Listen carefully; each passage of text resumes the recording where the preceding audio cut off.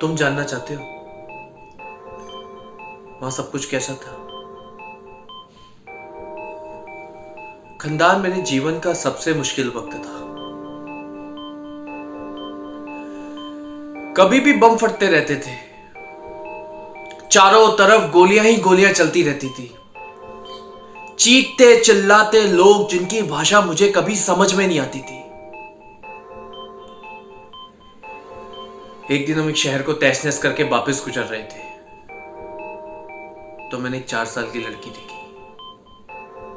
काली, बड़ी बड़ी आंखों वाली, इतनी प्यारी कि उसे देखे तो देखते रह जाए।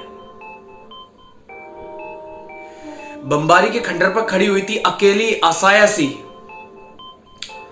उसे समझ नहीं आ रहा था मैं करूं तो करूं क्या। भागू दौड़ू चीखू चिल्लाऊं, करूं तो करूं क्या। फिर मैं उस नन्ही परी के पास गया घुटने टेक कर। मैंने उसकी गहरी आंखों में आंखें डाल के कहा,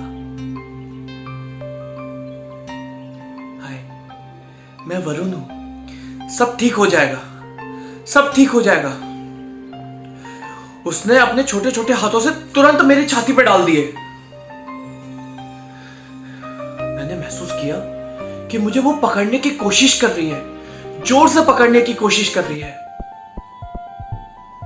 उस वक्त वो बच्ची जो भी महसूस कर रही थी, वो एहसास आज मेरे सीने से लिपट गया। जब वो मेरे गले लगी थी, मैंने नीचे देखा, जमीन पर कि एक हाथ मलबे में दबा हुआ है। मुझे समझ में आ गया था कि वो हाथ उस बच्ची की मां का है।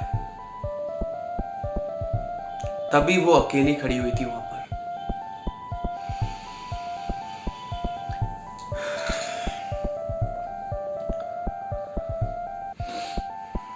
हम युद्ध में यह सोचकर जाते हैं कि मानवता के लिए, भले के लिए लड़ेंगे। सवालों पे सवाल खड़े हो जाते हैं, सवाल, इतने सवाल पे सवाल खड़े हो जाते हैं कि हमारा दिमाग एक सवालों का तब्दील में बन जाता है। हम ऐसे पागल हो जाते हैं कि क्या सही है क्या गलत है, क्या भगवान यही चाहता है, क्या भगवान है भी?